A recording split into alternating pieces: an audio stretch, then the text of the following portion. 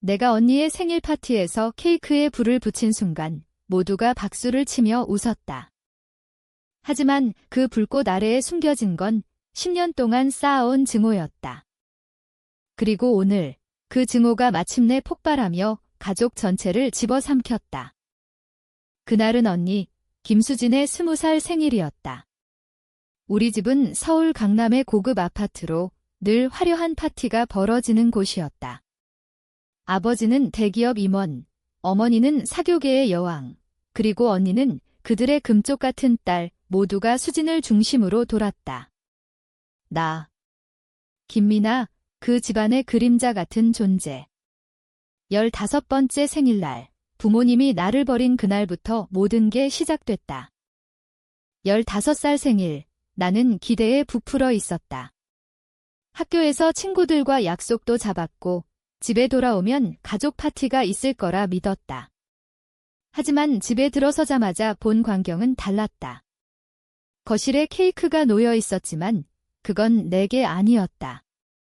언니의 18번째 생일 잔치였다. 미나야, 오늘은 수진이 날이야. 내 생일은 다음에 하자. 어머니의 말 한마디가 내 가슴을 찔렀다. 아버지는 고개도 들지 않고 서류를 보시며 조용히 해. 미나? 수진이가 대학 입시 스트레스 많아라고 하셨다. 그날 밤 나는 방에 갇힌 채 울었다. 언니는 웃으며 선물을 풀고 손님들은 그녀를 칭찬했다. 수진이 정말 예쁘네. 금쪽이야. 그 말들이 칼처럼 꽂혔다. 왜 나만? 왜 항상 언니만? 나는 어렸을 때부터 비교의 대상이었다. 언니는 공부 잘하고 예쁘고 착한 척 잘했다. 나는 그냥 평범한 동생. 부모님의 사랑은 언제나 언니에게 쏟아졌다.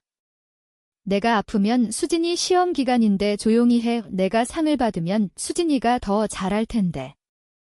그 생일 이후 부모님은 나를 친척 집에 보냈다. 수진이가 집중해야 하니까 그게 시작이었다. 나는 할머니 댁에서 자랐다. 서울 외곽의 작은 집, 할머니는 나를 사랑해 주셨지만 부모님의 방문은 드물었다. 명절에 오면 언니 손잡고 선물 잔뜩 들고 나한테는 미나야, 잘 지내, 한마디뿐. 언니는 명문대 들어가고 나는 지방대에 겨우 합격했다. 부모님은 언니 졸업식에 가서 자랑하고 내 졸업식엔 바빠서 안 왔다. 증오는 그렇게 쌓였다. 매일 밤 나는 그날을 떠올렸다. 버림받은 느낌, 가족이 아닌 듯한 소외. 언니는 몰랐다. 아니, 알면서도 모르는 척했다. 미나야, 미안해. 엄마 아빠가 나 때문에 라고 말할 때마다 그 미소 뒤에 숨겨진 우월감이 보였다. 언니는 부모님의 사랑을 독차지하며 나를 동정하는 척했다. 그게 더 괴로웠다. 대학 졸업 후 나는 서울로 돌아왔다. 직장 잡고 독립했다.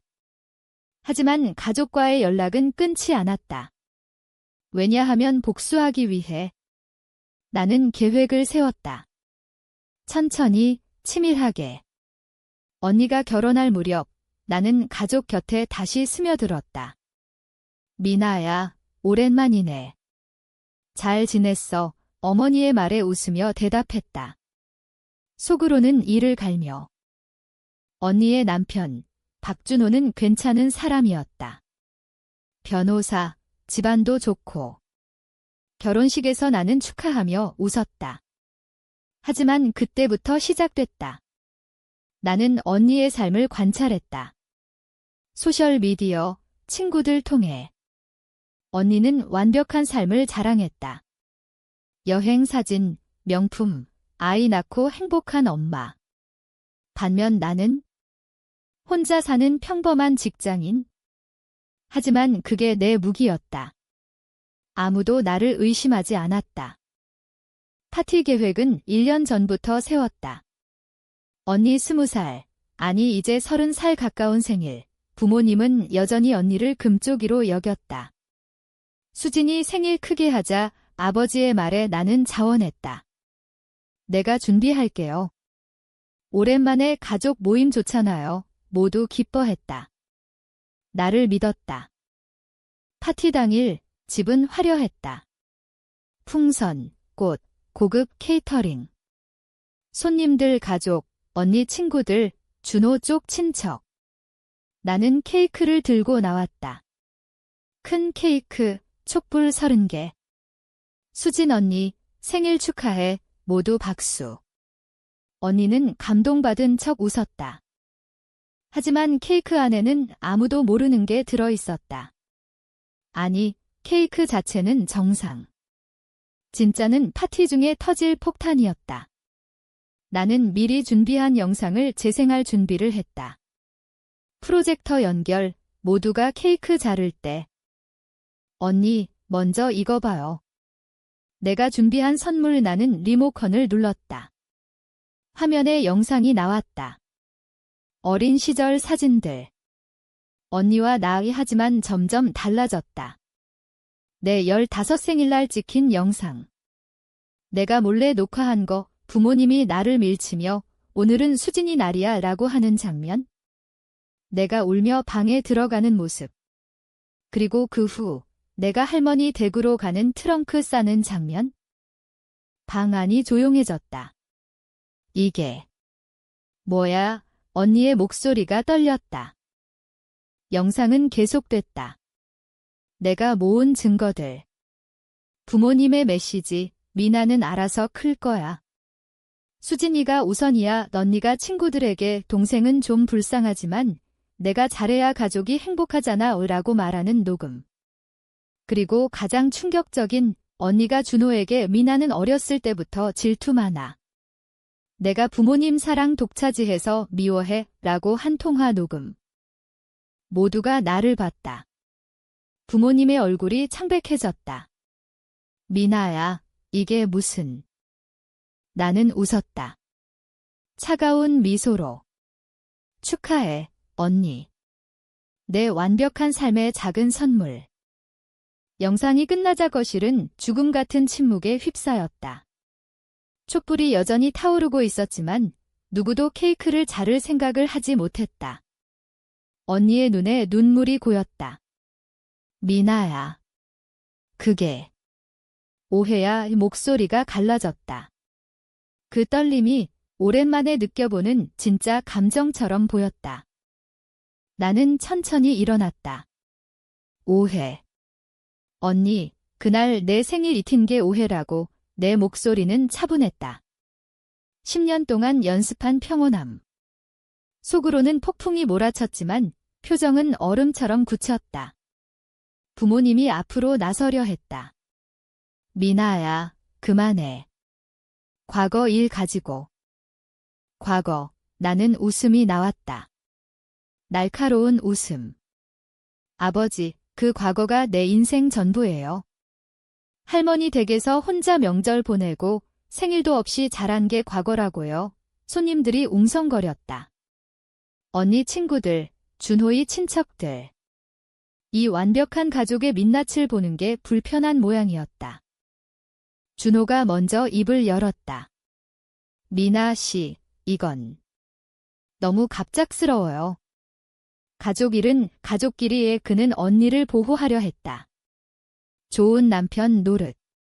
하지만 나는 준비됐다. 준호 오빠, 언니가 오빠한테 뭐라고 했는지 알아요. 미나는 정신적으로 불안정해. 가까이 하지 마라고. 준호의 얼굴이 굳었다. 언니가 황급히 그의 팔을 잡았다. 준호야, 그건 농담이었어. 하지만 준호는 이미 동요했다. 나는 계속했다.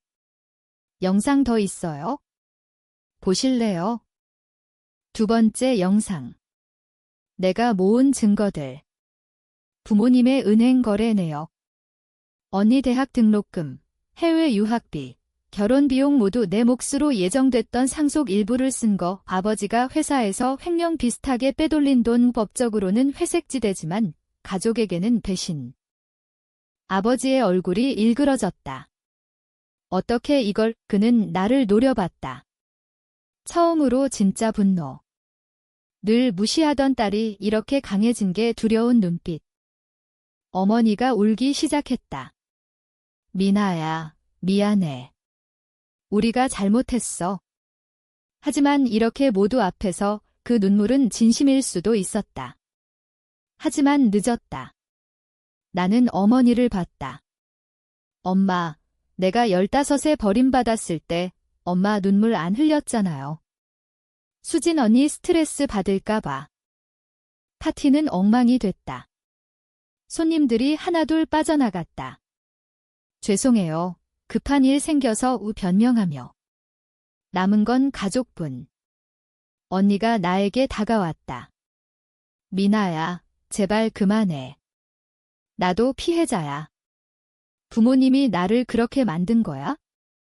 그 말에 내 가슴이 터질 뻔했다. 피해자. 언니는 늘 혜택 받았어. 내가 할머니 댁에서 밥 빌려 먹을 때 언니는 유학 갔잖아. 언니의 눈에 공포가 스쳤다. 진짜 공포. 그녀의 완벽한 세계가 무너지는. 나는 가방에서 서류를 꺼냈다. 이게 마지막 선물 상속 포기 각서. 그리고 내가 모은 증거로 아버지 회사에 제보할 자료. 아버지, 이거 경찰에 가면 어떻게 될까요? 아버지가 무너졌다. 무릎 꿇듯 소파에 주저앉았다. 미나야. 제발 처음으로 나를 애원했다. 그 모습이 복수의 일부였지만 동시에 아팠다. 이 사람이 내 아버지라는 게? 밤이 깊어졌다. 가족은 서로를 탓했다. 언니는 준호에게 울며 매달렸고 준호는 혼란스러워했다. 어머니는 진정제 먹고 쓰러졌다. 나는 그 광경을 보며 서 있었다. 승리감. 아니, 공허함이 더 컸다. 하지만 이건 시작일 뿐 진짜 복수는 이제부터. 파티 다음 날 집은 폐허 같았다. 나는 내 아파트로 돌아왔지만 전화가 폭주했다. 언니부터. 미나야, 얘기 좀 하자. 목소리가 절박했다. 나는 받지 않았다. 부모님 메시지, 집에 와라. 사과할게, 무시. 며칠 후, 언니가 내 직장 앞에 왔다. 화장 기운 얼굴, 눈이 부은 채, 미나야, 제발 만나줘. 우리는 근처 카페로 갔다. 언니는 울며 시작했다. 미안해. 내가 몰랐어. 정말 몰랐어. 거짓말. 언니, 알았어. 내가 올 때 봤잖아. 그냥 무시한 거지. 언니는 고개 숙였다. 부모님이 나만 챙기라고 해서. 나도 압박받았어. 그 말에 나는 웃었다. 압박. 언니는 자유롭게 살았어. 나는 버림받았어. 대화는 격앙됐다. 언니가 소리 질렀다. 너도 나처럼 노력했어? 공부해서 대학 갔어. 그 순간 내 증오가 다시 불타올랐다. 노력. 부모님 도움 없이 내가 어떻게 했는지 알아. 나는 테이블을 쳤다. 주위 시선이 쏟아졌다. 언니는 떠났다. 하지만 그게 끝이 아니었다. 준호가 연락 왔다. 미나 씨, 수진이가 우울증 같아요. 도와주세요. 나는 만났다. 준호는 피곤한 얼굴이었다. 그 영상 때문에 수진이가 모든 게 무너졌다고 해요. 나는 차갑게 말했다. 오빠, 언니가 나한테 한 말 들었어요. 나를 불안정하다고 한 거. 준호는 놀랐다. 그건 스트레스 때문이었을 거예요. 변명. 남자들은 늘 그렇게. 집안은 혼란에 빠졌다. 아버지 회사에 소문이 퍼졌다. 내 제보는 아니었다. 그냥 파티 후 손님들 입소문. 주식 떨어지고 아버지 압박받았다. 어머니는 병원에 입원. 심장 문제. 나는 지켜봤다. 멀리서. 복수는 달콤했지만 맛있었다. 왜? 나도 가족이었으니까. 하지만 멈출 수 없었다. 다음 계획. 언니의 결혼 생활 무너뜨리기. 나는 언니 친구들과 접촉했다. 과거부터 아는 사람들. 수진이 비밀 알아 술자리에서 흘렸다. 언니가 대학 때 바람 피운 이야기, 부모님 돈으로 덮은 거 소문은 퍼졌다. 준호 귀에 들어갔다. 준호가 이혼 변호사 만났다. 소문 들었다. 언니는 패닉. 나에게 전화. 미나야, 내가 한 거지? 제발 그만해. 나는 부정했다. 증거 있어? 가족회의가 소집됐다. 아버지가 주재. 미나야, 용서해다오. 상속 다 줄게. 돈으로 해결하려. 나는 갔다. 테이블에 앉아. 용서. 그게 가능할 것 같아요. 회의는 싸움으로 끝났다. 언니가 나를 때리려 했다. 너 때문에 모든 게 망가졌어. 나는 피하지 않았다. 내 인생도 언니 때문에 망가졌어. 그날 어머니가 쓰러졌다. 진짜 심장마비. 병원으로. 가족은 병실에 모였다.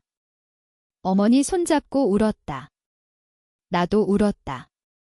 복수 중에 느껴지는 죄책감. 하지만 어머니 깨어나며 말했다. 미나야. 미안해. 진심처럼 들렸다. 순간 흔들렸다. 하지만 아니. 아직 끝나지 않았다. 어머니 퇴원 후 집안은 표면적으로 조용해졌다. 하지만 속은 썩어갔다. 언니와 준호는 별거. 준호가 증거 찾았다. 언니 과거. 이혼 소송 시작. 나는 관여하지 않았다. 그냥 지켜봤다. 언니가 내 집에 왔다. 술 취한 채 미나야, 나 어떻게 살아? 울며 매달렸다. 처음으로 약한 언니? 언니, 내가 그럴 때 누구한테 매달렸어? 차갑게 말했다. 언니는 비틀거리며 떠났다. 그날 밤 언니가 사고 났다. 음주운전. 가벼운 부상. 하지만 뉴스에 났다. 유명 변호사 아내 음주사고. 준호가 이혼 속도 냈다. 재산 분할. 언니는 거의 빈손. 부모님은 도와줄 여력 없었다. 아버지 회사 위기. 주주들 압박. 나는 승진했다. 직장에서. 능력으로. 가족 모르는 새 삶을 살았다. 하지만 밤마다 꿈 버림받은 15살 나. 아버지가 찾아왔다. 홀로. 미나야, 회사 그만둘까 봐. 내 제보 때문이야. 나는 웃었다. 제보 안 했어요. 그냥 결과죠. 아버지는 늙어 보였다. 내가 이렇게 될 줄 몰랐다. 후회. 나도 부모로서 잘못했어. 그 말에 흔들렸다. 거의 용서할 뻔. 하지만 아니. 늦었어요. 언니가 정신과 입원. 우울증. 소식 들었다. 친구 통해. 방문 안 했다. 대신 꽃 보냈다. 카드에 회복하세요, 언니. 복수는 거의 완성됐다. 가족 무너졌다. 돈 잃고, 명예 잃고, 서로 믿지 못하게. 하지만 나. 행복한가? 아니. 공허. 증오가 나를 먹어치웠다. 고조점 다가왔다. 언니 퇴원 후 나를 찾아왔다. 칼 들고. 너 때문에. 죽을래. 드라마틱한 대면. 나는 피하지 않았다. 죽여봐, 언니. 그럼 내 인생 완전 끝. 언니 무너졌다. 칼 떨어뜨리고 울었다. 미안해. 정말 미안해. 그 순간 나도 울었다. 10년 증오가 눈물로. 하지만 경찰 왔다. 내가 신고했다. 언니 체포. 협박죄. 언니 구치소 들어간 후 가족은 완전 붕괴. 아버지 퇴직. 회사 스캔들로. 어머니는 요양원. 나 혼자 남았다. 준호가 연락. 미나 씨, 수진이 어떻게 됐어요? 그는 여전히 걱정. 이혼 끝났어요. 모든 게. 나는 새 삶 시작했다. 해외 이주 고려. 하지만 한국 떠나기 전 할머니 묘소 갔다. 할머니만 나 사랑했다. 묘 앞에서 울었다. 할머니, 복수 끝났어요. 하지만 행복하지 않아요. 돌아보니 복수는 나도 파괴했다. 친구 잃고, 신뢰 잃고. 언니 재판. 나는 증인 출석. 협박 맞아요. 하지만 배경 설명할게요. 법정에서 모든 이야기했다. 버림받은 생일부터. 판사는 이해했다. 언니 집행유예. 하지만 사회적 사망. 언니 나와서 나 만났다. 미나야, 용서할 수 있어. 약한 목소리. 나는 대답 안 했다. 그냥 떠났다. 부모님 마지막 만남. 아버지 병원. 암 말기. 미나야, 미안하다. 손잡았다. 죽기 전 상속 나에게. 하지만 거절. 필요 없어요. 아버지 죽음. 장례식. 언니와 나, 어머니. 서로 말 없이. 그 후 언니 자살 시도. 병원. 나는 갔다. 왜? 언니 너처럼 강하지 못해서. 나는 안았다. 처음으로. 언니, 우리 둘 다 피해자야. 화해. 아니. 하지만 증오 끝. 시간 흘렀다. 나는 상담받았다. 트라우마. 언니도. 우리는 가끔 만났다. 말 없이 커피. 가족은 흩어졌다. 어머니 요양원에서 평화롭게. 언니는 작은 도시로. 나 서울 남아. 복수 끝난 후 나는 자유로웠다. 하지만 상처 남았다. 영원히. 그 가짜 파티가 모두 무너뜨렸다. 나 포함. 하지만 이제 새로 시작. 용서 아닌 받아들임. 내 15 생일 이제야 축하한다. 혼자서.